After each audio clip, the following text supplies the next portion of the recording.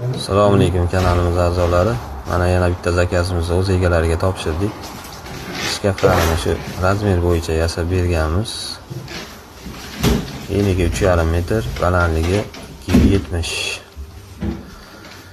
Shkafimizga keladigan bo'lsak, yonlari rossiyskiy laminat, fasadlari krashenniy MDF. Pastki eshiklarini kupedan foydalandik. Tepa eshiklarini ochiladigan qilib berdik. Tepaga ortiqcha narsalar tepada turadi. Pastki eshiklarni ikkita chetini kiyimladigan qilib berdik. Ikkita o'rtasi polka bo'ldi. Orqada fortishkalari bor edi. Fortishkalari ochiladigan bo'ldi. Bemalol uyda havo aylanadi. Relslarni turetskiy rels qo'ydik. Tilla ruchkalardan foydalandik.